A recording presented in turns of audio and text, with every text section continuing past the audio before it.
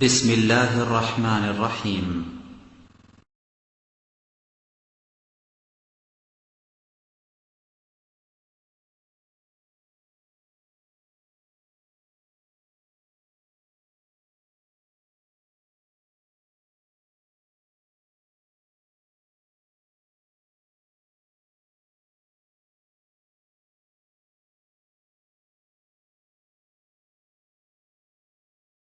إن الحمد لله نحمده ونستعينه ونستغفره ونعوذ بالله من شرور أنفسنا وسيئات أعمالنا.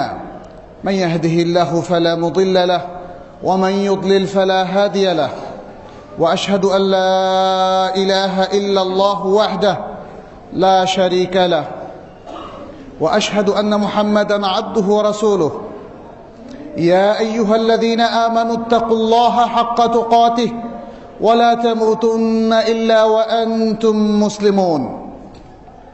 يا أيها الناس اتقوا ربكم الذي خلقكم من نفس واحدة وخلق منها زوجها وبث منهما رجالا كثيرا ونساء، واتقوا الله الذي تساءلون به والأرحام إن الله كان عليكم رقيبا. يا أيها الذين آمنوا اتقوا الله وقولوا قولا سديدا يصلح لكم أعمالكم ويغفر لكم ذنوبكم، ومن يطع الله ورسوله فقد فاز فوزا عظيما. أما بعد، فإن أصدق الحديث كتاب الله، وخير الهدي هدي محمد صلى الله عليه وسلم، وشر الأمور محدثاتها، وكل محدثة بدعة، وكل بدعة ضلالة، وكل ضلالة في النار. ثم أما بعد، عباد الله، اتقوا الله واتبعوا سنة نبيكم صلى الله عليه وسلم، فأوصيكم ونفسي بتقوى الله عز وجل، فإن التقوى وصية الله للأولين والآخرين وللأنبياء والمرسلين ولجميع المسلمين. فاتقوا الله في أنفسكم، واتقوا الله في أولادكم وأزواجكم وإخوانكم وعشيرتكم وأهل بلادكم وجيرانكم. نسأل الله سبحانه وتعالى أن يتقبل منا صالح أعمالنا، وأن يجعلنا من عباده المتقين، ويجعلنا من عباده المؤمنين المخلصين. اللهم تقبل منا يا رب العالمين। আজকের এই জুমাবারে সমবেত সম্মানিত মুসল্লি ভাই বোনেরা, আল্লাহ রাব্বুল আলামিনের শুকরিয়া জ্ঞাপন করছি, যিনি আমাদেরকে ঈমান এবং ইসলামের মতো অত্যন্ত গুরুত্বপূর্ণ এবং আমাদের জীবনের সবচেয়ে মূল্যবান সম্পদ আমাদেরকে দিয়েছেন। আলহামদুলিল্লাহ। ঈমান এবং ইসলাম আমাদের সবচেয়ে বড় সম্পদ, একজন মুসলিমের জীবনের সবচেয়ে বড় সম্পদ। দুনিয়ার আর কোনো সম্পদ এর সমান হতে পারে না, বরং এই দুনিয়া বা দুনিয়ার চাইতে আরও বহু কিছু বড় যদি হয়, বহু গুণে বৃদ্ধিপ্রাপ্ত হয়, সেটিও ঈমান এবং ইসলামের সমকক্ষ হতে পারে না। এই বিষয়টি আমাদের জানা থাকা খুবই প্রয়োজন। সচেতনভাবে সবসময় আমাদের চিন্তা চেতনায় এ বিশ্বাস বহন করা খুবই প্রয়োজন। ঈমানের অত্যন্ত গুরুত্বপূর্ণ একটা অংশ নিয়ে আজকে আমরা আলোচনা করব, সেটি হচ্ছে মাহাব্বাতুর রাসূল সাল্লাল্লাহু আলাইহি ওয়াসাল্লাম। কাইফা নুহিব্বু রাসূলাল্লাহি সাল্লাল্লাহু আলাইহি ওয়াসাল্লাম, আমরা কিভাবে রাসূলুল্লাহ সাল্লাল্লাহু আলাইহি ওয়াসাল্লামের প্রতি মাহাব্বত পোষণ করব, কিভাবে তাকে ভালোবাসব।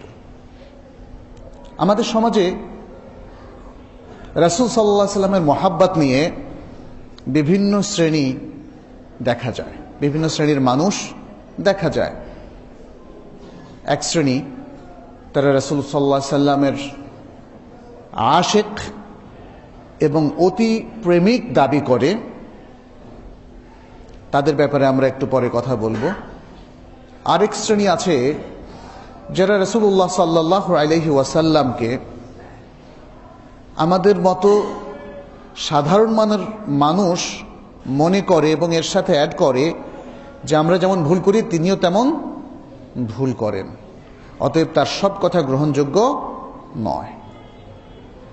আর তৃতীয় শ্রেণীর মানুষ যারা সঠিক পথে রয়েছেন তারা মনে করেন রাসূলুল্লাহ সাল্লাল্লাহু আলাইহি সাল্লাম আমাদের মতোই মানুষ, কিন্তু পার্থক্য হচ্ছে তার কাছে ওহীর জ্ঞান এসেছিল, ওহী তার উপর নাজিল হয়েছিল এবং রাসূলুল্লাহ সাল্লাল্লাহু আলাইহি ওয়াসাল্লামকে আল্লাহ ইসমত দিয়েছিলেন। শরিয়ার প্রত্যেকটা ব্যাপারে তাকে ইসমত বা নিরাপত্তা দিয়েছিলেন। ফলে শরিয়ার কোনো জ্ঞান, কোনো বিধান তিনি ভুল করেননি এবং ভুলভাবে প্রচারও করেননি। তিনি শরিয়ার কোনো বিষয়ে ভুল কথা বলেননি, শরিয়ার কোনো বিষয়ে ভুল আমল করেননি।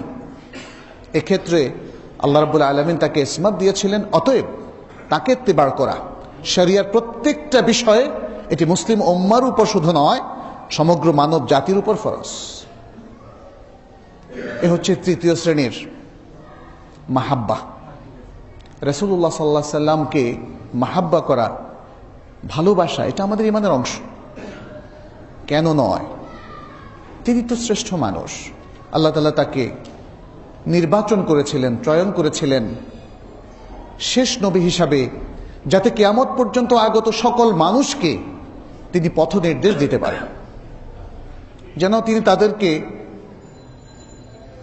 পথ দেখিয়ে দিতে পারেন, রাস্তা দেখিয়ে দিতে পারেন, কোনটি ভালো এবং কোনটি মন্দ সেটি বর্ণনা করে দিতে পারেন, যেন তিনি উম্মার প্রত্যেক লোককে দিনের মতো উজ্জ্বল আলোর মধ্যে রেখে যেতে পারেন, যেন তাদেরকে দলিলের ভিত্তিতে জীবন চলার পথ দেখিয়ে দিতে পারেন, যেন তাদেরকে ইয়াকিন শেখাতে পারেন, যেন কখনো কোনো মুসলিম কোনো ওয়াসওয়াসার মধ্যে না পড়ে, কখনো কোনো কনফিউশনের মধ্যে, সংশয়ের মধ্যে না পড়ে, কখনো বিভ্রান্তির অতল গহ্বরে দ্বারা তলিয়ে না যায়। এই জন্যেই রাসূলুল্লাহ সাল্লাল্লাহু আলাইহি সাল্লামকে আল্লাহ তাআলা প্রেরণ করেছেন।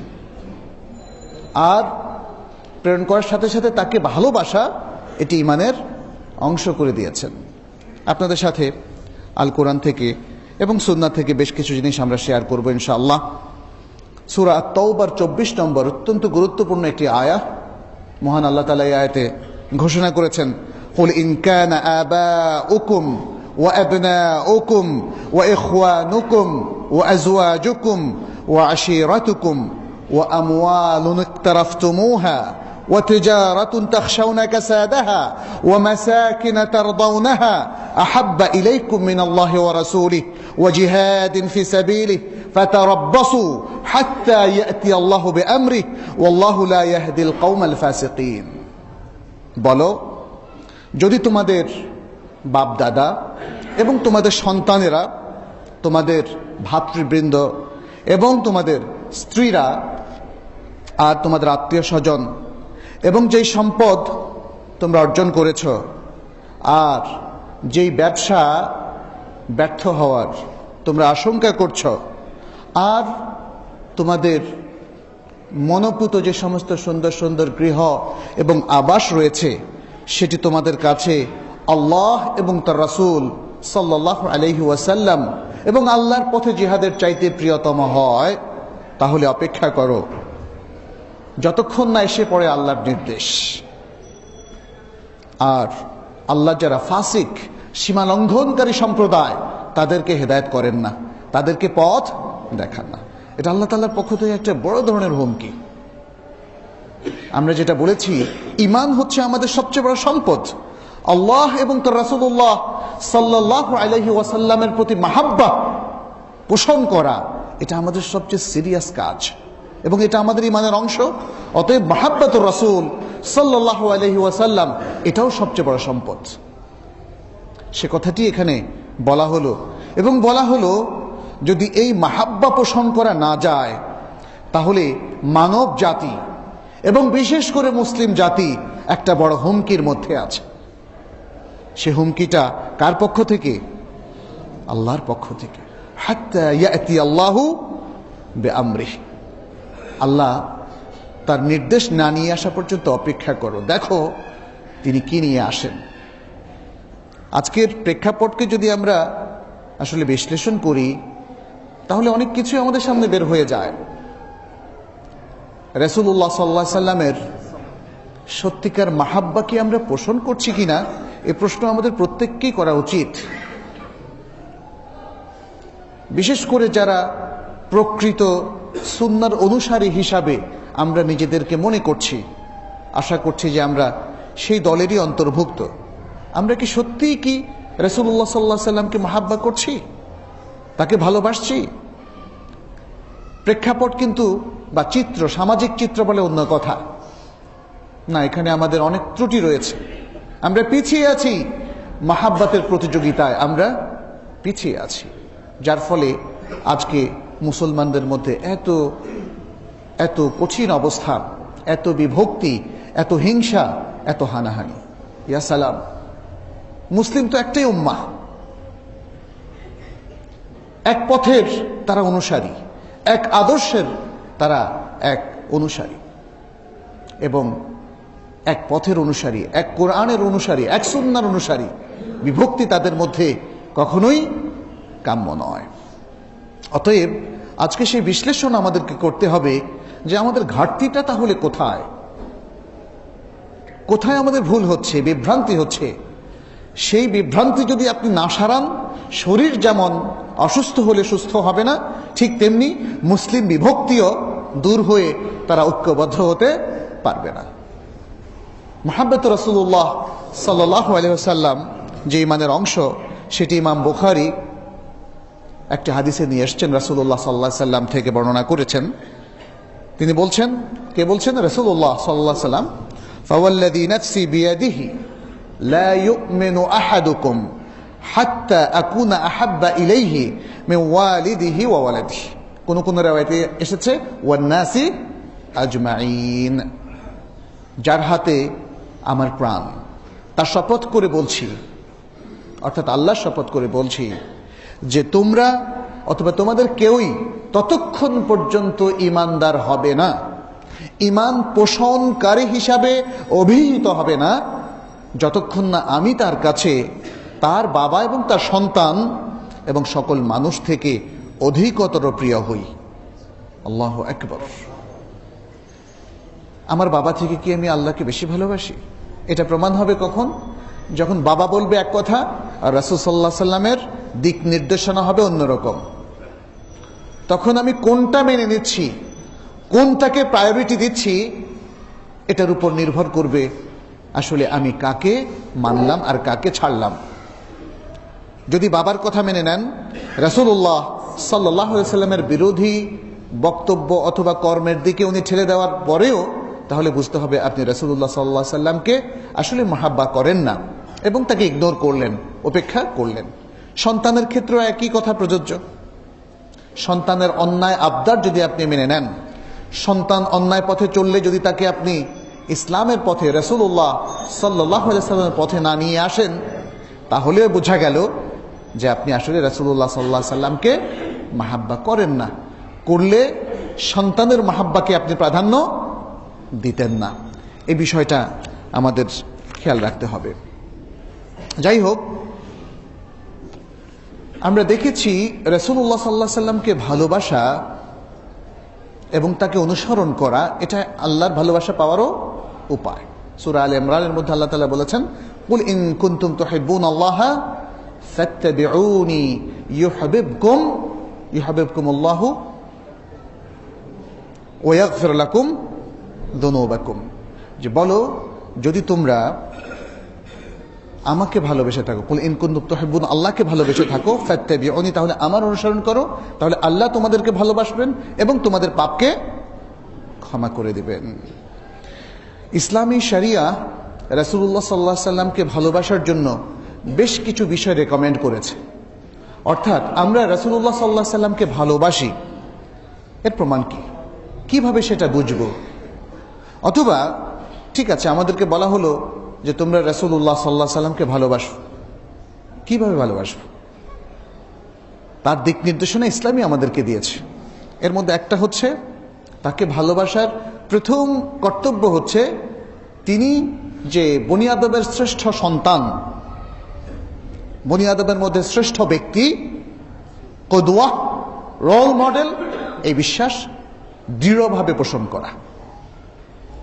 আল্লাহ তাআলা বলছেন,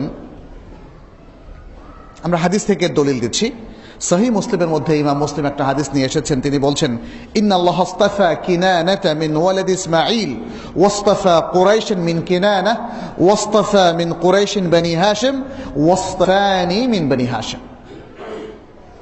আল্লাহ তাআলা কিনানাকে ইসমাইলের সন্তানদের মধ্য থেকে নির্বাচন করেছিলেন, চয়ন করেছিলেন, এবং কিনানা থেকে বা কিনানার বংশধর থেকে কুরাইশকে স্পেশালি বিশেষভাবে চয়ন করেছিলেন, এবং কুরাইশ থেকে বনি হাশিমকে তিনি বিশেষভাবে চয়ন করেছিলেন, আর বনি হাশিম থেকে একমাত্র ব্যক্তি হিসাবে আমাকে চয়ন করেছেন। আমাকে চয়ন করেছেন কি হিসাবে? শেষ নবী হিসাবে এবং রাসূল হিসাবে। শেষ নবী এবং রাসূল হিসাবে তিনি আমাকে চয়ন করেছেন। এটার দ্বারা বোঝা গেল যে তাহলে পুরো মানব জাতির মধ্যে সবচেয়ে শ্রেষ্ঠতম ব্যক্তি হলেন রাসূলুল্লাহ সাল্লাল্লাহু আলাইহি ওয়াসাল্লাম। সহিহ মুসলিমের আরেকটি বর্ণনায় রাসূলুল্লাহ সাল্লাল্লাহু আলাইহি ওয়াসাল্লাম সেই ঘোষণা অহংকারবিহীন, অহংকার করা ছাড়াই, কোন রকমের গৌরব প্রকাশ ছাড়াই তিনি উদ্ধৃতি দিয়েছেন, পেশ করেছেন। সেটা কি তিনি বলেছেন, আনা সাইয়্যিদু ওয়ালাদি আদম ইয়াউমাল কিয়ামাহ ওয়ালা ফখর ওয়া আউয়ালু মান ইয়ানশাক্কু আনহুল কবরু ওয়া আউয়ালু শাফিইন ওয়া আউয়ালু মুশাফফাইন। আমি কিয়ামতের দিন বনি আদমের সর্দার। ওয়ালা ফখর, এতে অহংকারের কোনো বিষয় নেই। অর্থাৎ এই যে বক্তব্যটা দিলাম, এর মধ্যে অহংকার বোঝানোর উদ্দেশ্য নয়, এটা হচ্ছে সত্য ইনফরমেশনটা দিয়ে দেওয়া। কারণ আমি যদি বলি বা আমাদের কেউ যদি এখানে বলে যে আপনাদের মধ্যে আমি সবচেয়ে ভালো, এটা বলার অপেক্ষা রাখে না, এটা অহংকারের কথা, এটা গর্বের কথা। যাতে এই ধরনের কোনো চিন্তা আমাদের মধ্যে না আসে, সেজন্য রাসূলুল্লাহ সাল্লাল্লাহু আলাইহি ওয়াসাল্লাম বলে দিলেন কি, ওয়ালা ফখর। না, এখানে ফখরের বিষয় নয়, this is the truth, this is the information. এটাই হলো সত্য কথা, এটাই হলো তথ্য যা ওহী মারফত আমাকে জানানো হয়েছে। আমাকেই সেদিনকার সর্দার করা হয়েছে, আর আমি হচ্ছি প্রথম ব্যক্তি যার কবরটা প্রথম বিভক্ত হবে বা উন্মুক্ত হবে, আর আমি হচ্ছি প্রথম শাফাআতকারী, এবং আমি হচ্ছি ওই ব্যক্তি যার শাফাআত সর্বপ্রথম কবুল করা হবে। শাফাআতের হাদিস থেকে সেটাও আমরা জানি, শাফাআতুল কুবরা কার মাধ্যমে সম্পাদিত হবে? আমাদের প্রিয় রাসূলুল্লাহ সাল্লাল্লাহু আলাইহি ওয়াসাল্লামের মাধ্যমে। তাহলে এই বিশ্বাস পোষণ করা অত্যন্ত দৃঢ়ভাবে যে আমাদের সবার মধ্যে শ্রেষ্ঠতম ব্যক্তি হচ্ছে রাসূলুল্লাহ সাল্লাল্লাহু আলাইহি ওয়াসাল্লাম। তিনি, বুখারীর আরো বিভিন্ন রিওয়ায়াত থেকে বোঝা যায় যে তিনি সব দিক থেকে শ্রেষ্ঠ ছিলেন। তিনি বলছেন, ইন্নী আতকাকুম লিল্লাহ, বলেছেন না, তোমাদের মধ্যে সবচেয়ে বেশি তাকওয়া আমার মধ্যে আছে, আমি তাকওয়ার অনুসারী। ওই যে তিন ব্যক্তির যে হাদিসটা সেখানে বলা হয়েছে, এটা খুব জরুরি। আমরা এই পয়েন্টটা প্রথমে নিয়ে এসেছি আমাদের সবার উদ্দেশ্যে পেশ করার জন্যে, যেটা খুব জরুরি। আজকে দেখা যায় আমাদের সন্তানেরা, আমাদের তরুণরা, তরুণ ভাই বোনেরা, তারা রোল মডেল হিসাবে রাসূলুল্লাহ সাল্লাল্লাহু আলাইহি সাল্লামকে বাদ দিয়ে অন্যদেরকে নির্ধারণ করে। ইয়া সালাম, রাসূলুল্লাহ সাল্লাল্লাহু আলাইহি সাল্লামের চাইতে আর শ্রেষ্ঠ কি কেউ থাকতে পারে? ক্রিকেটের একজন প্লেয়ার কি তার চাইতে শ্রেষ্ঠ হতে পারেন? অথবা যিনি গান করেন, কিংবা যিনি নাটক করেন, সিনেমা করেন, অথবা অন্য যে কোনো ফিল্ডের, হকি, অন্য যে কোনো খেলার জগতের মানুষ, তারা কি রাসূলুল্লাহ সাল্লাল্লাহু আলাইহি সাল্লামের চাইতে শ্রেষ্ঠ হতে পারে? তাহলে কেন আমাদের সন্তানেরা তাদেরকে রোল মডেল হিসাবে নিচ্ছে? কেন বলছে তিনি আমার কাছে আদর্শ? অথচ মহান আল্লাহ তাআলা কোরআনে বলে দিয়েছেন, লাকাদ কানা লাকুম ফি রাসূলিল্লাহি উসওয়াতুন হাসানাহ, রাসূলুল্লাহর মধ্যে তোমাদের জন্য রয়েছে সবচেয়ে উত্তম আদর্শ। এটা খুব জরুরি যে আমরা আমাদের প্রত্যেক সন্তানকে শেখাবো যেই জগতের সবচেয়ে শ্রেষ্ঠ ব্যক্তি হচ্ছেন রাসূলুল্লাহ সাল্লাল্লাহু আলাইহি ওয়াসাল্লাম। এবং এটাও শেখাবো যে তারা জীবনের সকল পর্যায়ে, প্রত্যেকটা ক্ষেত্রে, প্রত্যেকটা বয়সে তারা যেন রাসূলুল্লাহ সাল্লাল্লাহু আলাইহি ওয়াসাল্লামকেই রোল মডেল হিসাবে গ্রহণ করে। দ্বিতীয় যে বিষয়টি সেটি হচ্ছে সকল ক্ষেত্রে রাসূলুল্লাহ সাল্লাল্লাহু আলাইহি ওয়াসাল্লামের সাথে আদব এবং শিষ্টাচার মেনটেন করা, অর্থাৎ তার প্রতি আমাদের যে হক, অন্য কথা আমরা বলতে পারি হুকুক আল উম্মাহ আলা নবী সাল্লাল্লাহু আলাইহি ওয়াসাল্লাম। নবী সাল্লাল্লাহু আলাইহি ওয়াসাল্লামের উপর উম্মার কি দায়িত্ব, কি অধিকার, কি আদব, কি শিষ্টাচার পোষণ করা উচিত, সে বিষয়টি হচ্ছে আমাদের রাসূল সাল্লাল্লাহু আলাইহি ওয়াসাল্লামকে মহাব্বতের দ্বিতীয় বিষয়। অর্থাৎ তার প্রতি আদব এবং শিষ্টাচার রক্ষা করতে হবে। আমাদের উপর অর্পিত তার যে অধিকারগুলো আছে সেগুলো কমপ্লিট করতে হবে, সেগুলো পরিপূর্ণ করতে হবে। রাসূলুল্লাহ সাল্লাল্লাহু আলাইহি ওয়াসাল্লামের অধিকার তাকে দিতে হবে। আমরা কি দিচ্ছি কিনা সে বিষয়টা আজকে আমাদের একটু পর্যালোচনা করা প্রয়োজন। এই অধিকারগুলোর মধ্যে একটা হচ্ছে উপযুক্ত বাক্য দ্বারা তার প্রশংসা করা। আল্লাহ তাআলা সূরা আল আহজাবের 56 নম্বর আয়াতে বলেছেন, ইন্নাল্লাহা ওয়া মালাইকাতাহু ইউসাল্লুনা আলান নবী ইয়া আইয়ুহাল্লাযীনা আমানু সাল্লু আলাইহি ওয়া সাল্লিমু তাসলিমা। নিশ্চয়ই আল্লাহ এবং তার ফেরেশতাগণ নবীর উপর সালাত প্রেরণ করেন। আল্লাহ এবং তার ফেরেশতারা নবীর উপর সালাত প্রেরণ করেন, অতএব হে ঈমানদাররা তোমরাও তার উপর সালাত এবং সালাম পেশ করো। আল্লাহর সালাতটা কি? আল্লাহর সালাহ হচ্ছে মালাউল আ'লা, ফেরেশতাদের সামনে রাসূলুল্লাহ সাল্লাল্লাহু আলাইহি ওয়াসাল্লাম প্রশংসা করা। চিন্তা করুন কি সম্মান আল্লাহ তাআলা তাকে দিয়েছেন। আল্লাহ তার উপর সালাত প্রেরণ করেন অর্থ হচ্ছে তিনি ফেরেশতাদের সামনে নবী সাল্লাল্লাহু আলাইহি ওয়াসাল্লামের যত ভালো ভালো দিক আছে সেগুলোকে উল্লেখ করে তার প্রশংসা করেন। অনেকে অর্থ করেন এখানে আল্লাহ নবীর উপর দুরূদ পড়েন, ইয়া সালাম। অর্থটা যদি ভালো মতো না বোঝা যায় তাহলে কিন্তু আপনি আমলটা ঠিক মতো করতে পারবেন না। এই বিষয় নিয়ে বড় বড় ওলামারা সবাই উল্লেখ করেছেন। ফাথুল বারিতে ইবনে হাজারও রাসূল সাল্লাল্লাহু আলাইহি ওয়াসাল্লামের উপর আল্লাহর সালাত এটা কি রকম সেটা নিয়ে দীর্ঘ আলোচনা করেছেন। মুহাক্কিক আলেমদের সবারই বক্তব্য হচ্ছে রাসূলুল্লাহ সাল্লাল্লাহু আলাইহি ওয়াসাল্লামের উপর আল্লাহর সালাত হচ্ছে আত-তানাউ ইনদাল মালাইল আ'লা। অতএব তারপরে তিনি নির্দেশ দিলেন যে তোমরাও হে ঈমানদাররা তার উপর সালাত সালাম পেশ করো। এই সালাত সালাম পেশ করো আমরা যদি বলি সাল্লাল্লাহু আলাইহি ওয়াসাল্লাম হয়ে যায়, অথবা দুরুদে ইব্রাহিম এই সালাতের মাধ্যমে যেটা সালাতের মধ্যে যেটা আমরা পড়ি সেটার মাধ্যমেও হয়ে যায়, এবং এর মধ্যে রাসূল সাল্লাল্লাহু আলাইহি ওয়াসাল্লামের প্রশংসাও হয়ে যায়। আচ্ছা, দ্বিতীয় যে বিষয়টি সেটি হচ্ছে রাসূল সাল্লাল্লাহু আলাইহি ওয়াসাল্লামের যে মর্যাদা, ফজিলত, বৈশিষ্ট্য, মুজিজা এবং সুন্নাহ রয়েছে এগুলোর বেশি বেশি আলোচনা করা। আজকে এগুলোর আলোচনা না করার কারণে মন থেকে উঠে গেছে। আর মানুষ একটা পর্ব বানিয়ে নিয়েছে রবিউল আউয়াল মাসে।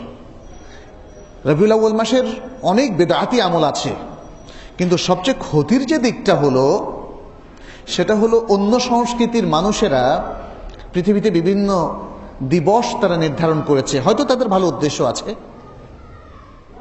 কিন্তু আমরা তো অন্যদের উদ্দেশ্য নিয়ে নিজেদের উদ্দেশ্য বানাবো না। আমরা আমাদের কৃষ্টি, কালচার, আমাদের কোরআন সুন্নাহর মধ্যে দেখব যে সেটা কি চাচ্ছে, এর মাকাসেদটা কি, কোরআন এবং সুন্নাহর অবজেক্টিভসটা কি। তার সাথে যদি এই বিষয়গুলোর না মেলে তাহলে সেটা গ্রহণ করতে পারে না মুসলিম। রাসূল সাল্লাল্লাহু আলাইহি ওয়াসাল্লামের মর্যাদা, বৈশিষ্ট্য, গুণাবলী, তার আদর্শ নিয়ে মুসলিম সারা বছর আলোচনা করবে, শুধুমাত্র রবিউল আউয়াল মাসে নয়। সিরাতুন নবী দিবস নামে একটি দিনকে নির্ধারণ করার মাধ্যমে নয়, এভাবে চলবে না। সারা বছরই তার আদর্শ নিয়ে আলোচনা করতে হবে, কারণ প্রতিদিন আমাদেরকে কোনো না কোনো কাজ করতে হয় না? প্রত্যেকটা কাজ তো এই রাসূলুল্লাহ সাল্লাল্লাহু আলাইহি ওয়াসাল্লামের নির্দেশ মোতাবেকই করতে হবে, চাই সেটা ইবাদত হোক অথবা মুআমালাত হোক। অন্য সংস্কৃতির ধারক বাহকরা তারা দেখা গিয়েছে বাবা দিবস, মা দিবস করেছে, কারণ তাদের সময় হয় না সব সময় মা বাবার প্রতি যে দায়িত্ব ইসলাম আরোপ করেছে সেটা পালন করার। এই জন্য একটা দিবসে তারা সেটা নির্ধারণ করে নিয়েছে, মনকে প্রবোধ দেওয়ার জন্য, সান্ত্বনার জন্য। কিন্তু ইসলামের দিক নির্দেশনা তো এরকম নয়। ওয়াকাদা রাব্বুকা আল্লা তা'বুদু ইল্লা ইয়াহ ওয়া বিল ওয়ালিদাইনি ইহসানা। শেষ পর্যন্ত তো অনেকগুলো দিক নির্দেশনা আছে। এতে বোঝা যায় বাবা মায়ের দেখাশোনা করা, তাদের প্রতি দায়িত্ব পালন করা, তাদের খোরপোশ দেওয়া, এটা নিত্যদিনকার দায়িত্ব। অতএব মুসলমানের মা বাবা দিবস প্রতিদিন, বছরে একদিন নয়। এই বিষয়গুলো আমাদেরকে মনে রাখতে হবে যে রাসূলুল্লাহ সাল্লাল্লাহু আলাইহি সাল্লামের মর্যাদাকেও আমরা একদিনের মধ্যে সীমাবদ্ধ করব না, তার আদর্শ নিয়ে আলোচনাকে একদিনের মধ্যে সীমাবদ্ধ করব না, তাকে অনুসরণের বিষয়টিকে একদিনের মধ্যে সীমাবদ্ধ করব না, কারণ এগুলো হচ্ছে আমাদের প্রাত্যহিক কাজের মধ্যে পড়ে এবং এটা রাসূল সাল্লাল্লাহু আলাইহি সাল্লামের একটা সার্বক্ষণিক অধিকার উম্মার উপরে। অতএব সেভাবে সেটিকে বুঝতে হবে। তৃতীয় যে বিষয়টি, সেটি হচ্ছে রাসূলুল্লাহ সাল্লাল্লাহু আলাইহি সাল্লামের সাথে আদব রক্ষা করার বিষয়। তাকে শুধু মুহাম্মদ বলে উল্লেখ না করা, মুহাম্মদ সাল্লাল্লাহু আলাইহি সাল্লাম অথবা নবী সাল্লাল্লাহু আলাইহি ওয়াসাল্লাম অথবা রাসূলুল্লাহ সাল্লাল্লাহু আলাইহি ওয়াসাল্লাম। সূরা আন-নূরের 63 নম্বর আয়াতে আল্লাহ তাআলা বলছেন, লা তাজআলু দুআ আর-রাসূলি বাইনাকুম কাদুআই বা'দিকুম বা'দা। তোমরা নিজেরা যেমন একে অন্যকে ডাকো, সেভাবে নবীকে তোমরা ডেকো না, সেভাবে তোমরা রাসূল সাল্লাল্লাহু আলাইহি সাল্লামকেও ডেকো না। কারণ ওই যে ঘটনাটা জানেন, মুহাম্মদ মুহাম্মদ বলে সাহাবাদের কেউ কেউ যারা বেদুইন সাহাবী ছিলেন এসে ডেকেছিলেন, কারণ ওইটাই ছিল তাদের কালচার। কিন্তু ইসলাম এসে তাদের কালচারটাকে কিছুটা কি করলো, আরেকটু শালিত, পরিশীলিত করে দিল, যে দেখো এটা তোমাদের কালচার, বাট এই কালচারটা এখানে আর চলবে না, এখানে একটু সংশোধনী আনতে হবে।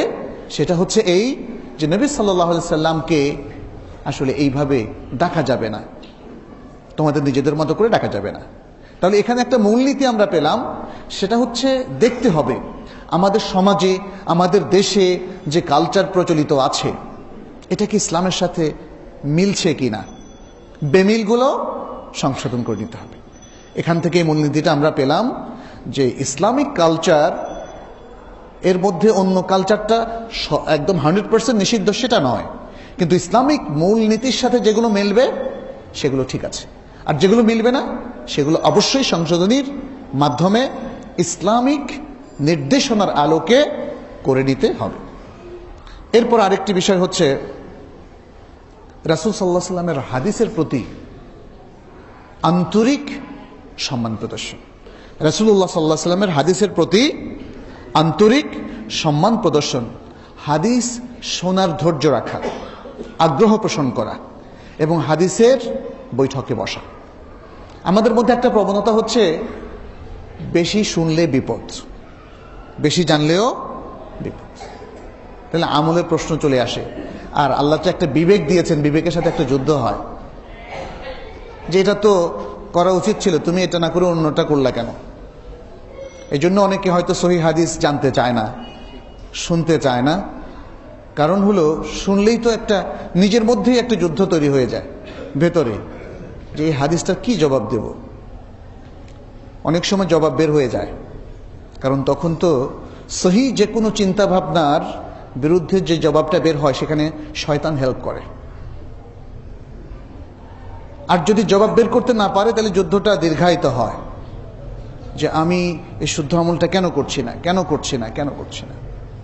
এখানে আসলে পয়েন্টটা, যেখানে প্রবলেম, পয়েন্টটা হচ্ছে আসলে হাদিসের প্রতি সত্যিকারের আন্তরিক সম্মান বোধ কি আছে কিনা। আমাদের কিছু ঘাটতি আছে। কমন ভাবে একটা জিনিস থাকা আর স্পেশাল ভাবে থাকার মধ্যে বেশ কম আছে। সকল মুসলিম, যে জানে আর যে জানে না, দেখবেন সবাই বলে আমরা আল্লাহকে মানি, সবাই বলে রাসূলুল্লাহ সাল্লাল্লাহু আলাইহি সাল্লামকে মানি, সবাই বলে বিশুদ্ধ ইসলামকে মানি, কিন্তু আনফরচুনেটলি এই বলার সাথে বাস্তবের কিন্তু সবখানে মিল খুঁজে পাওয়া যায় না। অনেকে এই দাবি করার পরেও দেখি যে তিনি হয়তো কোরআন বিরোধী কোনো অবস্থানে রয়েছেন, তিনি হয়তো সহিহ হাদিস বিরোধী কোনো অবস্থানে রয়েছেন, কিংবা কোরআন এবং সুন্নাহ বিরোধী কোনো আমল তিনি করেই যাচ্ছেন, দাবিও ঠিক রাখছেন। একটা অদ্ভুত মিশ্রণ আমরা এখানে লক্ষ্য করি। কিন্তু এখানে আমরা বলবো এটা হচ্ছে ঘাটতি। এটা হলো ঘাটতি, রাসূলুল্লাহ সাল্লাল্লাহু আলাইহি ওয়াসাল্লামের প্রতি মহব্বতের ঘাটতি। তৃতীয় যে বিষয়টি, সেটি হচ্ছে রাসূলুল্লাহ সাল্লাল্লাহু আলাইহি ওয়াসাল্লাম যে বিষয়গুলোকে সত্য বলে ঘোষণা করেছেন, উম্মাহকে জানিয়ে দিয়েছেন, সেটাকে সত্য প্রতিপন্ন করা। তাকে কোনোভাবেই অস্বীকার করা যাবে না, অবহেলা করা যাবে না, এবং মিথ্যা প্রতিপন্ন করা যাবে না। কারণ কি? সূরা আন-নাজমের মধ্যে আল্লাহ তাআলা সেটা উল্লেখ করে দিয়েছেন। বিসমিল্লাহির রাহমানির রাহিম, ওয়ান-নাজমি ইযা হাওয়া মা দাল্লা সাহিবুকুম ওয়া মা গাওয়া ওয়া মা ইয়ানতিকু আনিল হাওয়া ইন হুয়া ইল্লা ওয়াহয়ুন ইউহা।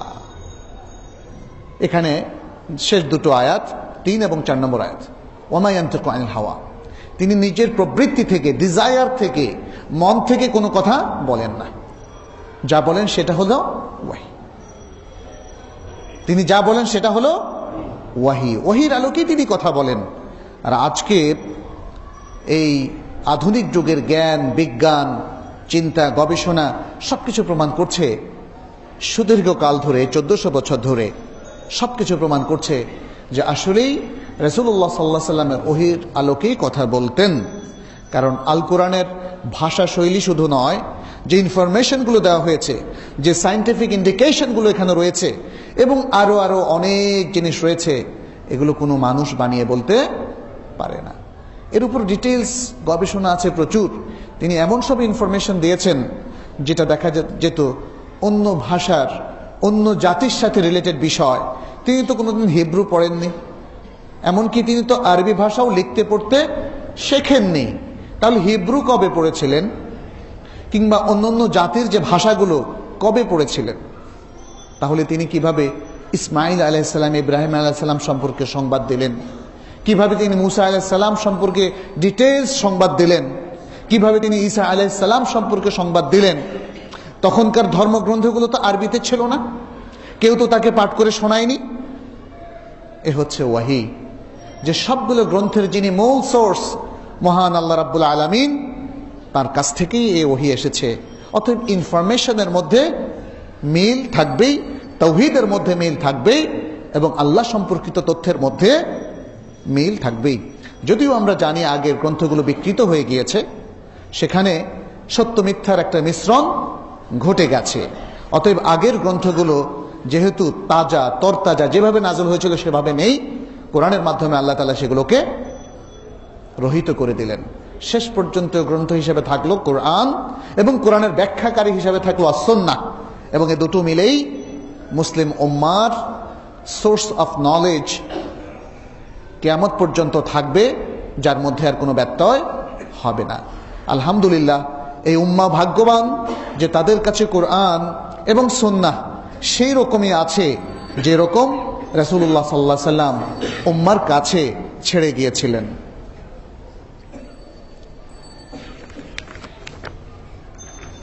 চতুর্থ যে বিষয়টি, সেটি হচ্ছে ইত্তিবাউর রাসূল। রাসূল সাল্লাল্লাহু আলাইহি সাল্লামকে ভালোবাসেন, দাবি করছেন, তাহলে তার ইত্তিবা করুন। কারণ রাসূল সাল্লাল্লাহু আলাইহি সাল্লামের মাহাব্বাহ এটা শুধু দাবির বিষয় নয়, মনে মনে পোষণ করার বিষয় নয় যে আমি রাসূল সাল্লাল্লাহু আলাইহি সাল্লামকে ভালোবাসি, কিন্তু কাজের ক্ষেত্রে দেখা গেল আপনি সবটাই তিনি যা বলেছেন তার উল্টোটা করেছেন। ইত্তিবাউর রাসূল, রাসূল সাল্লাল্লাহু আলাইহি সাল্লামকে ভালোবাসার সবচেয়ে বড় নিদর্শন। আল্লাহ তাআলা সূরা আল-আহজাবের 21 নম্বর আয়াতে বলেছেন, যেটা একটু আগে আমরা আপনাদের সামনে পেশ করেছি, লাকাদ কানা লাকুম ফি রাসূলিল্লাহি উসওয়াতুন হাসানাহ লিমান কানা ইয়ারজুল্লাহা ওয়াল ইয়াউমাল আখির ওয়া যাকারাল্লাহা কাসীরা। নিশ্চয়ই রাসূলুল্লাহর মধ্যে তোমাদের জন্য রয়েছে উত্তম আদর্শ, তোমাদের মধ্য থেকে যারা আল্লাহ এবং রাসূলুল্লাহর প্রত্যাশা করে, আখিরাত দিবসে, তোমাদের মধ্য থেকে যারা আল্লাহ এবং আখিরাত দিবসের প্রত্যাশা করে এবং আল্লাহকে বেশি বেশি স্মরণ করে। তাহলে এখানে বোঝা গেল উত্তম আদর্শ তখনই হয় যখন তার অনুসরণ করা হয়। রোল মডেল বা আদর্শ হিসাবে যাদেরকে গ্রহণ করা হয়, আপনারা দেখুন আমাদের তরুণরা করছেটা কি। একজন প্লেয়ার ঝুঁটি বাঁধলো, সেও ঝুঁটি বাঁধলো। চুলের কাটিংটা দেখেন করে ফেললো, অথচ কোনো খেলোয়াড় অথবা সেলিব্রিটি কিন্তু বলেনি, হে আমার ভক্ত তরুণ তরুণীরা, আমি যেরকম চলছি, আমার চুলের কাটিং যেমন, আমার পোশাক যেমন, তেমনই করো, এটা করা তোমাদের উপর ওয়াজিব। বলেছে কেউ? বলেনি। কোন রকম ইন্সপিরেশন ছাড়াই যে যাকে রোল মডেল হিসেবে ভাবছে, সে তার পোশাক, তার চলন বলন, কথার স্টাইল, ঠোঁট বাঁকা করে যদি কথা বলে, সেটা পর্যন্ত অনুসরণ করা হচ্ছে। তাহলে রাসূলুল্লাহ সাল্লাল্লাহু আলাইহি সাল্লামকে যারা মাহাব্বা করেন তাদের কি করা উচিত? রাসূল সাল্লাল্লাহু আলাইহি সাল্লাম তো একটা শরিয়া নিয়ে এসেছেন, এবং সেই শরিয়ার মূল বক্তব্য হলো তাকে অনুসরণ করাটা ফরজ।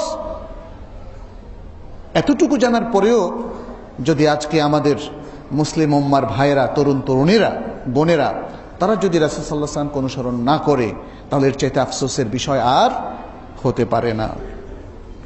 আল কোরআনের মধ্যে আল্লাহ তাআলা আরো বলেছেন, মান ইউতি'র রাসূলা ফাকাদ আতা আল্লাহ ওয়া মান তাওয়াল্লা ফামা আরসালনাকা আলাইহিম হাফিযা। রাসূলকে যারা অনুসরণ করে সে মূলত বা তারা মূলত আল্লাহকে অনুসরণ করলো, আর যারা ফিরে যায় তাহলে আপনাকে তাদের উপর আমরা তত্ত্বাবধায়ক নির্ধারণ করিনি, পরিচালক নির্ধারণ করিনি। এখানে রাসূল সাল্লাল্লাহু আলাইহি সাল্লামকে সান্ত্বনা দেওয়া হয়েছে, মানুষকে জানিয়ে দেওয়া হয়েছে তার অনুসরণ করা ফরজ।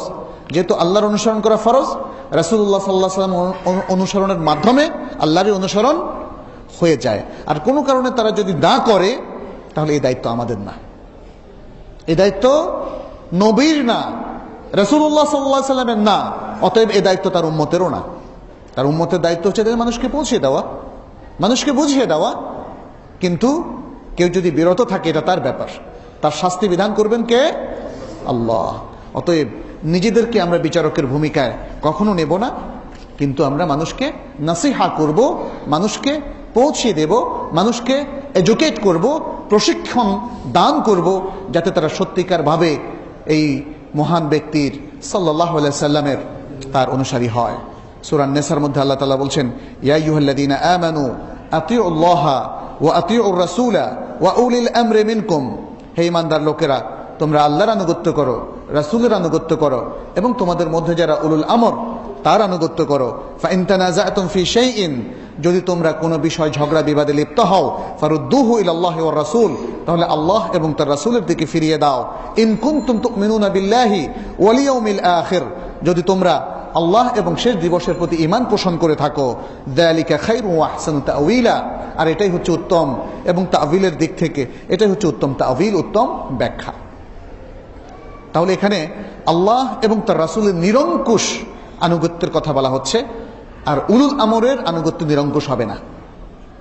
উলুল আমরের মধ্যে রয়েছেন মুসলিম উম্মার এবং মুসলিম খিলাফতের যারা কর্ণধার, প্রথমত তারা, আর দ্বিতীয়ত উলামায়ে কেরাম।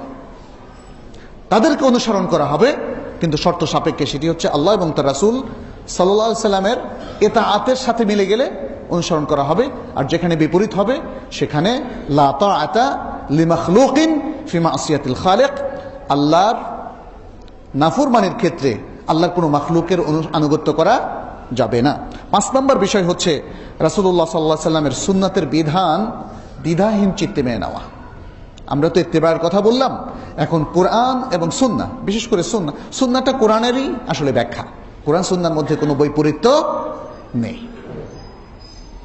অতএব রাসূল সাল্লাল্লাহু আলাইহি সাল্লাম যে ওহীর বিধান নিয়ে এসেছেন, সুন্নাহর মাধ্যমে যা এই উম্মার কাছে প্রকাশ করে দিয়েছেন, পেশ করেছেন, উপস্থাপন করেছেন, সেটি দ্বিধাহীন চিত্তে মেনে নেওয়া। এবং এটি সূরা আন-নিসার 65 নম্বর আয়াতে আল্লাহ তাআলা বলেছেন, ফালা রাব্বিকা লা ইউমিনুন হাত্তা ইউহাক্কিমুকা ফীমা শাজারা বাইনাহুম থুম্মা লা ইয়াজিদু ফি আনফুসিহিম হারাজাম মিম্মা কাদাইত ওয়া ইউসাল্লিমু তাসলিমা।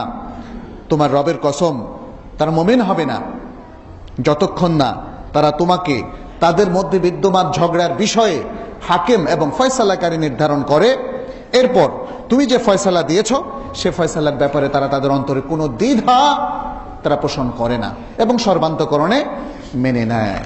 সুন্নাহর, সুবহানাল্লাহ, আজকের এই কথাগুলো আমরা শুধু ওয়াজি করে যাই, আর আমাদের শ্রোতারা শুধু শুনেই যায়। এটাকে উপলব্ধি করতে হবে। সম্মানিত উপস্থিতি, মুসল্লি ভাইয়েরা বোনেরা, এটাকে উপলব্ধি করতে হবে। এটা যদি সত্যি আমরা বুঝতে পারি তাহলে বুঝতে হবে যে সুন্নাহর কোনো বিধান যা আমার জানা ছিল না, অথবা এতদিন যা করে এসেছি তার বিপরীত কোনো সহি বিধান যদি আমার সামনে পেশ করা হয়, তাহলে উচিত হবে আমার নিজেকে সংশোধন করা, উচিত হবে দ্বিধাহীন চিত্তে সেই সুন্নাহকে গ্রহণ করা। এখানে আমি তো অন্যটা শিখে এসেছি, এটা কোনো যুক্তি হতে পারে না। আমার বাবা আমাকে এভাবে শিখিয়েছেন, এটাও যুক্তি হতে পারে না। অথবা আমার পূর্বপুরুষদেরকে এভাবেই পেয়েছি, এটাও যুক্তি হতে পারে না। 6 নম্বর যে বিষয়টি, সেটি হচ্ছে রাসূলুল্লাহ সাল্লাল্লাহু আলাইহি ওয়াসাল্লামের পক্ষে অবস্থান নেওয়া, তাকে সাহায্য করা। অবস্থান নেওয়া মানে কি? তাকে সাহায্য করা। রাসূল সাল্লাল্লাহু আলাইহি ওয়াসাল্লামকে সাহায্য করার মানে কি? মানে তার সুন্নাহকে সাহায্য করা, তার সুন্নাহর পক্ষে অবস্থান নেওয়া। আল্লাহ তাআলা বলছেন, লিল ফুকারাইল মুহাজিরিন আল্লাযীনা উখরিজু মিন দিয়ারিহিম ওয়া আমওয়ালিহিম ইয়াবতাগুনা ফাদলান মিনাল্লাহি ওয়া রিদওয়ানা ওয়া ইয়ানসুরুনাল্লাহা ওয়া রাসূলাহু উলাইকা হুমুস সাদিকুন। যে সমস্ত মুহাজির ফকিররা, যাদেরকে তাদের ঘর বাড়ি এবং ধন সম্পদ থেকে বের করে দেওয়া হয়েছে, মক্কা থেকে বের করে দেওয়া হয়েছে, তারা আল্লাহর কাছে অনুগ্রহ এবং সন্তুষ্টি চায়, অনুগ্রহ এবং সন্তুষ্টি চায়, আর আল্লাহ এবং তার রাসূলকে তারা সাহায্য করে। ইয়া সালাম। তারা যদি রাসূল সাল্লাল্লাহু আলাইহি সাল্লামের সাথে না থাকতো, তাহলে তারা কিন্তু মক্কা থেকে যেতে পারতো না। তারা আল্লাহ এবং তার রাসূল সাল্লাল্লাহু আলাইহি সাল্লামের পক্ষ নেওয়ার কারণে, রাসূলুল্লাহ সাল্লাল্লাহু আলাইহি সাল্লামের পক্ষে অবস্থান নেওয়ার কারণে আজকে তারা গৃহহারা হলো, সম্পত্তি হারা হলো। এত বিশাল ত্যাগ তিতিক্ষা কেন? রাসূলুল্লাহ সাল্লাল্লাহু আলাইহি সাল্লাম এর আদর্শের উপর টিকে থাকার জন্যে, রাসূলুল্লাহ সাল্লাল্লাহু আলাইহি সাল্লামের পক্ষে থাকার জন্যে এবং তার সুন্নাহকে ইত্তেবা করার জন্যে। আজকে আপনারা বলুন তো দেখি, এত বড় ত্যাগ এই সমাজে কেউ কি করছে? আমি কি করতে পারছি? তাহলে কি করা উচিত নয়? সুবহানাল্লাহ।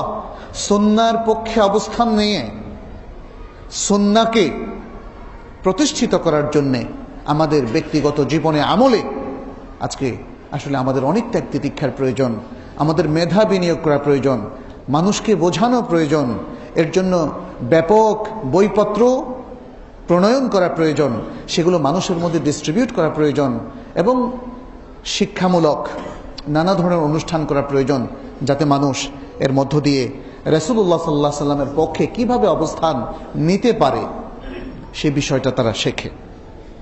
7 নম্বর যে বিষয়টি, সেটি হচ্ছে রাসূলুল্লাহ সাল্লাল্লাহু আলাইহি সাল্লামকে মাহাব্বার আরেকটা উপায় হলো তার সাহাবাদেরকে ভালোবাসা, তার সাহাবাদেরকে ভালোবাসা এবং তাদের পক্ষে অবস্থান নেওয়া এবং তাদেরকে আদর্শ হিসাবে গ্রহণ করা। কিন্তু দুর্ভাগ্য আমাদের অনেকের যে আমরা আধুনিক তথাকথিত বিভিন্ন জ্ঞানের দ্বারা প্রভাবিত হয়ে, ফিলোসফি বা দর্শন দ্বারা প্রভাবিত হয়ে আমরা অনেক সময় বিভিন্ন সাহাবাদের নানা দোষ ত্রুটি আলোচনা করি। এটা কিন্তু তাদের পক্ষে অবস্থান নেওয়া হলো না।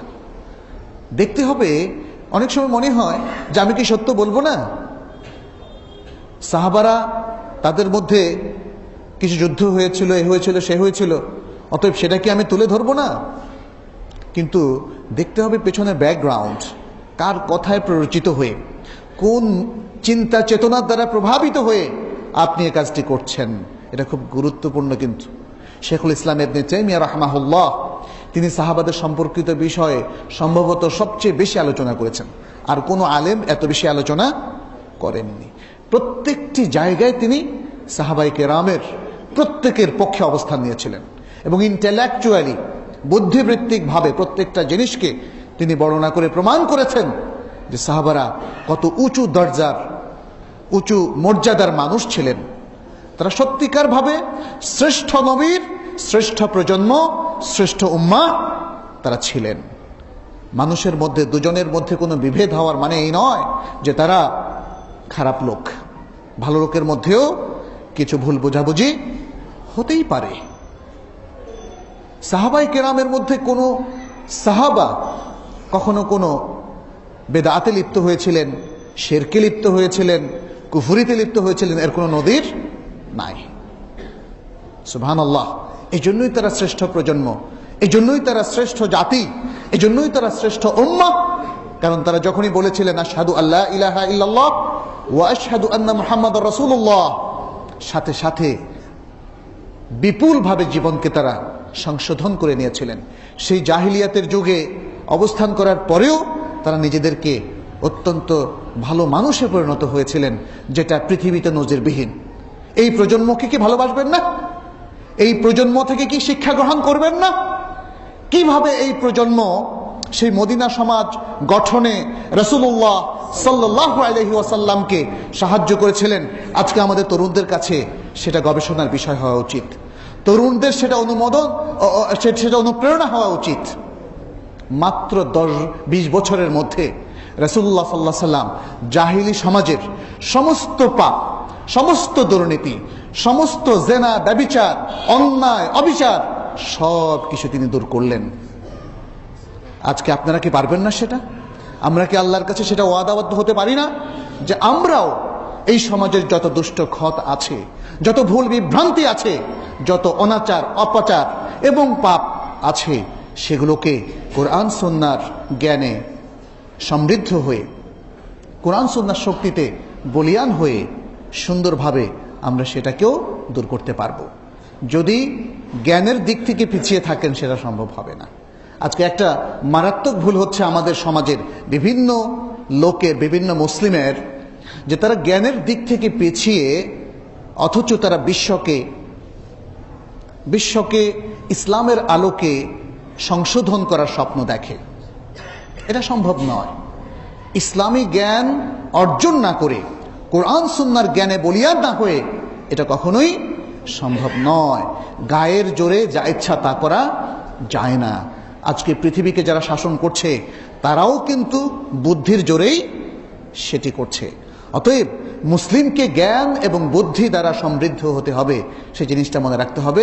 এবং রাসূলুল্লাহ সাল্লাল্লাহু আলাইহি সাল্লামকে আমাদের জ্ঞান এবং বুদ্ধির আলোকে সবসময় তাকেই প্রাধান্য দিতে হবে। রাসূলুল্লাহ সাল্লাল্লাহু আলাইহি সাল্লামের সুন্নতের প্রচার এবং প্রসার, তাকে মাহাব্বা করার, এটা আরেকটা গুরুত্বপূর্ণ অনুষঙ্গ। রাসূল সাল্লাল্লাহু আলাইহি সাল্লামের সুন্নাহকে যদি প্রচার প্রসার আমরা করতে ব্যর্থ হই, তাহলে তাকে মাহাব্বার এই দাবিটা আসলে অসার দাবি বলে গণ্য হবে। আজকে এই সমাজে কতটা সুন্নাহ প্রচলিত আছে এটা দেখার দরকার। আজকে আমভাবে যদি আমরা এদেশের সামাজিক চিত্রের প্রতি লক্ষ্য রাখি, দেখব আসলে সহি সুন্নাহ ব্যাপকভাবে প্রতিষ্ঠিত নেই। শুধুমাত্র সুন্নাহর ব্যাপারে যারা সচেতন সেই লোকদের কাছেই সুন্নাহ সীমাবদ্ধ। অথচ এই উম্মাহ তো মুসলিম উম্মাহ, তাই না? এই উম্মার সবার কাছেই এই ইসলামের প্রচার এবং প্রসার প্রয়োজন, সুন্নাহর প্রচার এবং প্রসার প্রয়োজন। সেটা যদি আপনি শুধু হাদিসগুলো পড়ে দেন হবে না। সব কিছু প্রচার প্রসারের নানা পদ্ধতি রয়েছে, আমাদেরকে সকল পদ্ধতি অনুসরণ করতে হবে।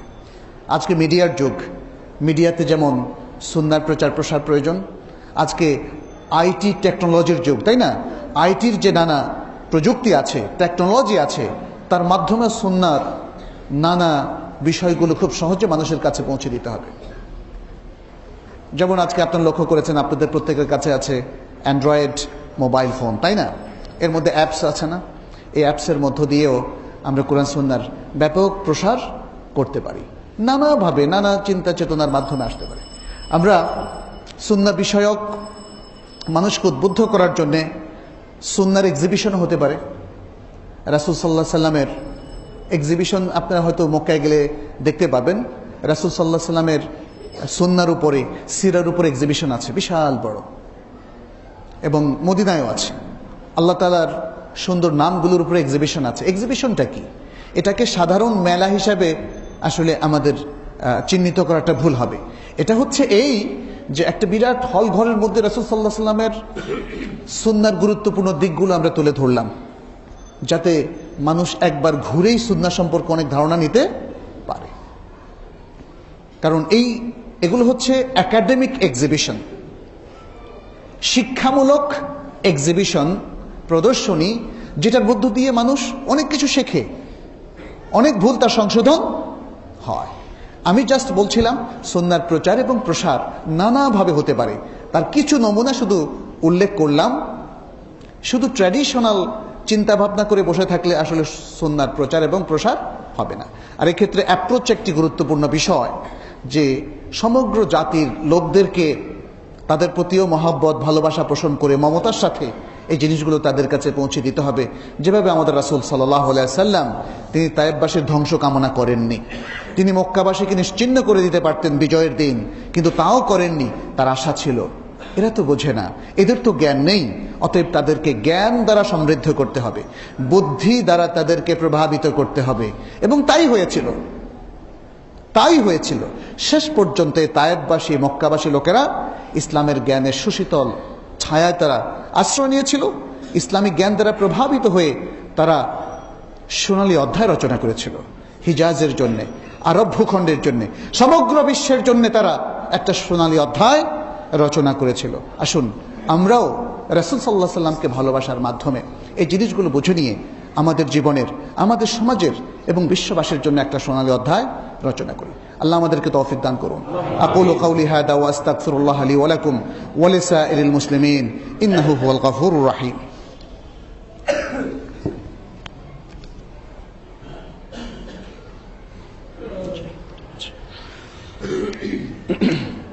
আলহামদুলিল্লাহি রাব্বিল আলামিন ওয়াল আকিবাতু লিল মুত্তাকিন وأصلي وأسلم على نبينا محمد وعلى آله وأصحابه أجمعين. معشر المسلمين اتقوا الله وأخلصوا نيتكم واتبعوا سنة نبيكم وقوموا لله قانتين مخلصين متقين. نسأل الله سبحانه وتعالى أن يتقبل منا صالح أعمالنا وأن يجعلنا من عباده المتقين. সম্মানিত উপস্থিতি, আমরা সময় কম কিন্তু খুব সংক্ষেপে আরও দু একটি বিষয় আপনাদের সামনে একটু তুলে ধরতে চাই। যেটা বলেছিলাম, আরও দুটো শ্রেণী আছে। এক শ্রেণী যারা সুন্নাহকে গুরুত্ব দেয় না, বরং সুন্নাহ সম্পর্কেও তারা লাগামহীন বক্তব্য দিয়ে থাকে, এটা গ্রহণ করব, এটা গ্রহণ করব না। বরং আরেক দল তো আছে এরকম, তারা বলে যে না, আমরা কোরআন ছাড়া কিছু গ্রহণ করব না। আছে না, যাদেরকে আল কোরআনিয়ুন বলা হয়, তারা বলে যে মুহাম্মদের কোনো কথা আমরা গ্রহণ করব না। সাল্লাল্লাহু আলাইহি সাল্লামও তারা অনেকে বলে না। সুন্নাহকে তারা অস্বীকার করে।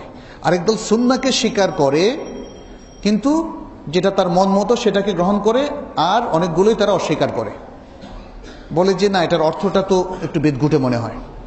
এভাবে তারা বুখারী মুসলিমের অনেক হাদিসকেও অস্বীকার করে বসে। এটা আছে। আর আরেক দল বলেছি, মানে তৃতীয় দল, দ্বিতীয় দলের দুটো প্রকারভেদ আমি উল্লেখ করলাম। তৃতীয় দল হলো যারা অতি মাত্রায় রাসূল সাল্লাল্লাহু আলাইহি সাল্লামের আশিক বলে নিজেদেরকে দাবি করে। যদিও এই বিষয়টা আমাদের মনে রাখা দরকার, আল্লাহ এবং তো রাসূল সাল্লাল্লাহু আলাইহি সাল্লামের শানে ইশক শব্দটা ইউজ করা যাবে না।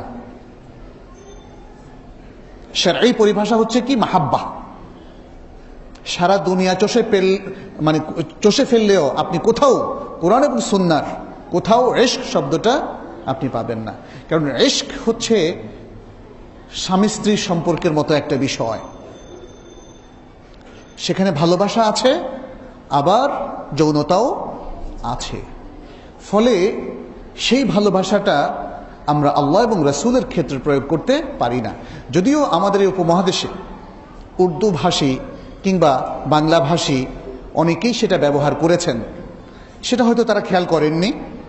কিন্তু আমরা ইবনে তাইমিয়া রাহিমাহুল্লাহকে দেখেছি, তিনি বহু আগেই এ সম্পর্কে সতর্ক করেছিলেন উম্মাহকে, যে না, ইশক শব্দটা আল্লাহ এবং তার রাসূলের ক্ষেত্রে ইউজ করা যাবে না, ইউজ করতে হবে মাহাব্বা।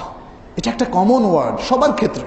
আমি আমার মাকে মাহাব্বা করি, আমার বাবাকে ভালোবাসি, মাহাব্বা করি, আমার সন্তানকে করি, আমার মেয়েকে করি, আমার স্ত্রীকে করি, সকল মানুষকে করি। অতএব এটা হচ্ছে একটা কমন শব্দ যেটা সবার ক্ষেত্রে বলা যায়। আল্লাহকে মাহাব্বা করি, রাসূলুল্লাহকে মাহাব্বা করি, কোরআনকে সুন্নাহকে মাহাব্বা করি, এটা বলতে কোনো অসুবিধা নেই। কিন্তু ইশক শব্দটা সবার ক্ষেত্রে ইউজ করা যাবে না। যেভাবে প্রেমিক বা প্রেমিকা, এই শব্দটাও সবার সামনে ইউজ করা যাবে না। তাই না? মা বাবার সাথে এই শব্দটা ইউজ করা যাবে না। এটাই প্রমাণ করে যে শব্দটার ব্যবহার সীমিত এবং সীমাবদ্ধ। এই জিনিসটা কিন্তু বুঝতে হবে আমাদেরকে, কারণ আমরা দ্বীনের ব্যাপারে কথা বলছি। দ্বীনের প্রত্যেকটা বিষয় হচ্ছে আমানা। অতএব এখানে কোনো ধরনের খেয়ানত করা যাবে না। হয়তো কেউ বলবেন আমি তো চাইনি খেয়ানত করতে, কিন্তু আপনাকে সতর্ক হতে হবে। সতর্ক না হলে খেয়ানত হয়ে যেতে পারে। অতএব বিষয়টা খেয়াল রাখতে হবে। যাই হোক, আমরা যেটা দেখতে পাচ্ছি এই সমস্ত লোকদের মধ্যে বেশ কিছু ভুল যেটা আমাদের পরিহার করতে হবে। 1 নম্বর হচ্ছে প্রকাশ্যে অপ্রকাশ্যে রাসূলুল্লাহ সাল্লাল্লাহু আলাইহি সাল্লামের সুন্নাহ থেকে দূরে থাকার যে বিষয়টি, এটা থেকে দূরে থাকতে হবে। অর্থাৎ আমাদেরকে সর্বাবস্থায় সুন্নাহর কাছাকাছিই থাকতে হবে, সুন্নাহর মধ্যেই থাকতে হবে, সুন্নাহর ভেতরেই জীবনযাপন করতে হবে। 2 নম্বর হচ্ছে বিশুদ্ধ হাদিসগুলোকে প্রত্যাখ্যান করা। অথচ আল্লাহ তাআলা সূরা হাশরের মধ্যে বলেছেন, ওয়ামা আতাকুমুর রাসূলু ফাখুযুহু ওয়ামা নাহাকুম আনহু ফান্তাহু। রাসূল তোমাদের কাছে জানিয়ে এসেছেন তা তোমরা গ্রহণ করো, এবং যা নিষেধ করেছেন তা তোমরা বর্জন করো। তাহলে যা নিয়ে এসেছেন তা গ্রহণ করাটা কি ফরজ। সহিহ ভাবে যা এসেছে সে আদর্শকে গ্রহণ করা ফরজ। কিন্তু এক্ষেত্রে এটা হতে পারে যে কোনো কোনো বিধান রাসূল সাল্লাল্লাহু আলাইহি ওয়াসাল্লাম আমাদের জন্য অপশনাল করে দিয়েছিলেন। কোরআন অপশনাল করে দিয়েছিল। যেমন বলা হয়েছে ওয়াইদা হালালতুম ফাসতাদু, এর আগে বলা হয়েছে তোমরা মুহরিম অবস্থায় শিকার করো না, কিন্তু যখন হালাল হয়ে যাও ইহরাম থেকে তখন তোমরা শিকার করো। এই নির্দেশটা কি ফরজ নাকি? এটা তো ফরজ না। তাহলে বোঝা যাবে যে কিছু কিছু নির্দেশ যখন আমরা ইন্ডিভিজুয়াল ক্ষেত্রে উল্লেখ করব সেটা ফরজ, নফল, মুস্তাহাব নানা রকম হতে পারে, কিন্তু মৌলিকভাবে সুন্নাহকে মানাটা ফরজ। একটা বিশুদ্ধ নির্দেশ যখন আসবে এটাকে মানাটা ফরজ। অতএব একদল যে বিশুদ্ধ হাদিস প্রত্যাখ্যান করছে এটা আসলে ভয়াবহ একটি বিষয়। রাসূল সাল্লাল্লাহু আলাইহি সাল্লামের সিরাত অনুসরণ থেকে অনেকে ফিরে আসছে, সেটা করা যাবে না। 4 নম্বর হচ্ছে তাদের মধ্যে যে জিনিসটা আমরা দেখি যে রাসূল সাল্লাল্লাহু আলাইহি সাল্লাম সম্পর্কে যখন আলোচনা করা হয় তখন মনোসংযোগ না করা এবং আগ্রহের সাথে শ্রবণ না করা, এটাও কিন্তু ডেঞ্জারাস ব্যাপার। এখন কারো কারো যদি ঘুম চলে আসে, অবশ্যই সেটা হয়তো করার কিছু নেই, আল্লাহ মাফ করবেন, কিন্তু খেয়াল রাখা উচিত, সচেষ্ট থাকতে হবে যে রাসূলুল্লাহ সাল্লাল্লাহু আলাইহি ওয়াসাল্লামের সুন্নাহ নিয়ে যখন আলোচনা করা হয় তখন যেন আমি নিজের পুরো শক্তি দিয়ে যেন মনোসংযোগ করতে পারি। এখানে আল্লাহ তাআলা বলছেন, দেখেন সূরা আল হুজরাতের 2 নম্বরের মধ্যে, ইয়া আইয়ুহাল্লাযীনা আমানু লা তারফাউ আসওয়াতাকুম ফাওকা সাওতিন নবী ওয়া লা তাজহারু লাহু বিল কওলি কাজাহরি বা'দিকুম বা'দা। হে ঈমানদার লোকেরা, তোমরা রাসূলুল্লাহ নবী সাল্লাল্লাহু আলাইহি ওয়াসাল্লামের আওয়াজের উপর আওয়াজ বুলন্দ করো না, এবং তোমরা তার সামনে জোরে কথা বলো না যেভাবে তোমরা একে অন্যের সামনে জোরে কথা বলে থাকো। তাহলে তার কথা শুনতে হবে মনোসংযোগের সাথে, এবং তার জীবদ্দশায় তার সামনে যেমন জোরে কথা বলা যাবে না, তার মৃত্যুর পরে তার সুন্নাহ নিয়ে যখন আলোচনা হয় তখনও অন্য কথা সংযোগ করা যাবে না। 5 নম্বর হচ্ছে সুন্নাহর যারা প্রকৃত অনুসারী তাদেরকে এরা ত্যাগ করে, তাদের গীবত করে এবং তাদের প্রতি উপহাস করে। এটা যারা সুন্নাহ বিরোধী অবস্থানে রয়েছে, অতএব সেটি করা যাবে না। মনে রাখবেন এটা ডেঞ্জারাস। আপনার মাহাব্বার বিরোধী অবস্থান। যারা সুন্নাহকে ভালোবাসে, সুন্নাহকে খুবই সিনসিয়ারলি মেনে চলে, তাদেরকেও আপনার ভালোবাসতে হবে। এটাই হচ্ছে রাসূলুল্লাহ সাল্লাল্লাহু আলাইহি ওয়াসাল্লামের প্রতি মাহাব্বাতের দাবি। নবী সাল্লাল্লাহু আলাইহি ওয়াসাল্লাম এর যে বৈশিষ্ট্য, তার যে গুণাবলী, তার যে মুজিজা, এ সম্পর্কেও এরা জ্ঞান রাখে না। অনেক সময় বরং নবী সাল্লাল্লাহু আলাইহি ওয়াসাল্লামের জীবনে ঘটেনি এমন মুজিজা তো নয়, এমন কারামত তারা অন্য মানুষের ব্যাপারে প্রয়োগ করে থাকে। ইয়াসালাম, রাসূল সাল্লাল্লাহু আলাইহি ওয়াসাল্লাম কি তার জীবদ্দশায় কাউকে জীবিত করেছিলেন? কিন্তু এই ধরনের গাল গল্প অনেক ওলি আউলিয়া সম্পর্কে বলা হয়, এবং নানা ধরনের ঘটনা বা কারামত এমনভাবে বলা হয়, আকাশে ওড়া, পানির নিচে চলা বা উপরে চলা, মানুষকে জীবিত করা ইত্যাদি বিষয়গুলো, এগুলো সুন্নাহ বিরোধী। মনে রাখতে হবে, একমাত্র মুসলিম যেটা বলেছি ইয়াকিনের উপর চলবে এবং বিশুদ্ধ কথা ছাড়া আর কোনোটাকে সে গ্রহণ করবে না। দ্বীনের মধ্যে নানা বেদাত প্রচলন করা, এটা হচ্ছে তৃতীয় ক্যাটাগরির লোকদের কাজ। সুন্নাহর পাশাপাশি কিছু আমল প্রচলন করা, যে আমলগুলোকে ইবাদত হিসাবে পরিচয় করিয়ে দেওয়া হয়। যে আমলগুলোকে ইবাদত হিসেবে পরিচয় করিয়ে দেওয়া হয়, সেটার যদি সহি সুন্নাহ থেকে দলিল না থাকে, সেটা কি হবে? বেদাত হবে। এই বেদাতের পক্ষে থেকে, এই বেদাতের পক্ষে অবস্থান নিয়ে আসলে রাসূল সাল্লাল্লাহু আলাইহি সাল্লামের ভালোবাসা পোষণকারী হিসেবে নিজেকে দাবি করা যাবে না। এই বিষয়টা আমাদের মনে রাখতে হবে। একদল লোকের মধ্যে আমরা দেখি, এই তৃতীয় শ্রেণীর, সেটা হচ্ছে তারা রাসূল সাল্লাল্লাহু আলাইহি সাল্লাম সম্পর্কে বাড়াবাড়ি করে। বেশি ভালোবাসে তো, এজন্য বেশি বাড়াবাড়ি করে। কি বলে? তিনি গায়েব জানেন, তিনি আল্লাহর দাতি নূরের তৈরি, বলে ইয়াদু বিল্লাহ, তিনি না হলে পৃথিবীর সৃষ্টি হতো না, ইত্যাদি ইত্যাদি আরো অনেক জাল বানোয়াট বক্তব্য তারা পেশ করে থাকে, যেটার পক্ষে আল্লাহ কোনো দলিল পেশ করেননি, নাজিল করেননি, এবং যেটার পক্ষে রাসূলুল্লাহ সাল্লাল্লাহু আলাইহি ওয়াসাল্লাম নিজেও কোনো বক্তব্য দেননি। রাসূল সাল্লাল্লাহু আলাইহি ওয়াসাল্লাম সম্পর্কে বাড়াবাড়ি করে আল্লাহর সমান যদি রুবুবিয়তের কোনো ক্ষেত্রে অথবা উলুহিয়াতের কোনো ক্ষেত্রে তাকে নিয়ে যাওয়া হয়, এটা হবে কি? এটা হবে শিরক। এটা ভালোবাসা নয়, এটা হবে শিরক। রাসূল সাল্লাল্লাহু আলাইহি ওয়াসাল্লামের উপর দুরূদ পাঠ না করা, এটা অবশ্য শুধু তৃতীয় শ্রেণীর সাথে খাস না। অনেক গাফেল লোক আছে যারা ভালো কিন্তু গাফেল। রাসূল সাল্লাল্লাহু আলাইহি ওয়াসাল্লামের নাম উচ্চারিত হলে তারা দুরূদ পাঠ করে না, অথচ এটা হলো আদব, এবং এটা আসলে বিশুদ্ধ মত হলো এটা হলো ওয়াজিব। অতএব আসুন আমরা রাসূল সাল্লাল্লাহু আলাইহি ওয়াসাল্লামকে ভালোবাসার যে দাবি করি, তাহলে কিভাবে ভালোবাসবো সেটা যেহেতু জানলাম, আগেও আমাদের জানা ছিল, কিন্তু আজকে হয়তো জিনিসটা আরো ব্যাপকভাবে জানলাম। আমরা সেই কাজগুলো করি যাতে প্রমাণিত হয়, আল্লাহর কাছে প্রমাণিত হয়, পৃথিবীর মানুষের কাছে দরকার নেই, যে আমরা আসলে আল্লাহ এবং তার রাসূল সাল্লাল্লাহু আলাইহি ওয়াসাল্লামকে ভালোবাসি। আর ভালোবাসার বিপক্ষে যে কাজগুলো, এগুলো প্রত্যেকটাকে সুনিশ্চিতভাবে আমাদের ত্যাগ করতে হবে। তাহলেই সত্যিকারের ভালোবাসা প্রতিষ্ঠিত হবে, এবং কোরআন সুন্নাহ মেনে চলার যে বারাকা, যে প্রফিট দুনিয়া এবং আখিরাতে, সেটা আমরা অর্জন করতে পারবো। আল্লাহ আমাদের সবাইকে তৌফিক দান করুন। আল্লাহ আমাদের সবাইকে কোরআন এবং সুন্নাহ ভিত্তিক চলার তৌফিক দান করুন। রাসূল সাল্লাল্লাহু আলাইহি ওয়াসাল্লামের প্রতি পূর্ণ মাহাব্বা পোষণ করার তৌফিক দান করুন।